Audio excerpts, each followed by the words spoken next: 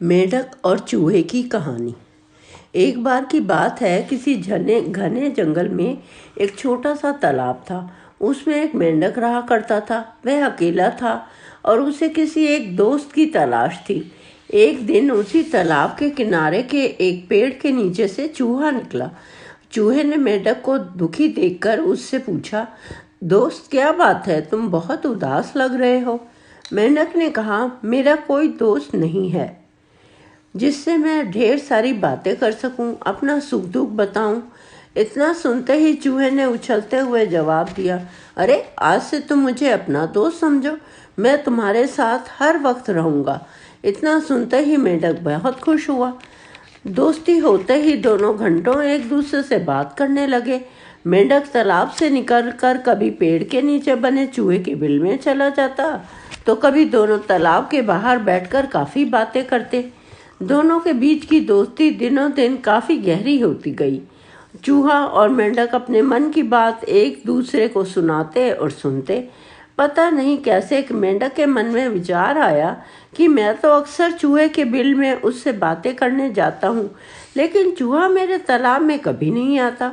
ये सोचते सोचते चूहे को पानी में लाने की मेंढक तरकीब सोचने लगा। उसे एक तरकीब आ गई। चूहे से चालाक मेंढक ने कहा, दोस्त हमारी मित्रता बहुत गहरी हो गई है, अब हमें कुछ ऐसा करना चाहिए कि जैसे ही हमें एक दूसरे की ज़रूरत पड़े हम दूसरे को बता सके और वह फौरन ही हमारे पास आ सके। चूहे ने हाँ में हाँ मिलाई और पूछा, इसके लिए हम क्या कर सकते हैं। मेंढक फटाक से बोला, एक रस्सी से तुम्हारी पूंछ और मेरा एक पैर बांध देते हैं, जैसे ही हमें ज़रूरत हो तो हम उसे खींच लेंगे, जिससे हमें पता चल जाएगा। चूहे को मेंढक के छल का जरा भी पता नहीं चला, इसलिए भोला चूहा एकदम उसके लिए राजी हो गया। मेंढक ने जल्दी जल्दी अपने पैर और चूहे की पूंछ को एक पतली सी रस्सी से बांध दिया। उसके बाद मेंढक ने एकदम पानी में छलांग लगा ली। मेंढक को यह समझ नहीं आ रहा था कि पानी में चूहे को नुकसान हो सकता है। वह तो चूहे को अपने रहने के स्थान पर ले जाने में ही खुश था। वहीं जमीन पर रहने वाले चूहे की पानी में हालत खराब हो गई। कुछ देर झटपटाने के बाद चूहा मर गया। एक बाज आसमान में उड़ते हुए यह सब देख रहा था।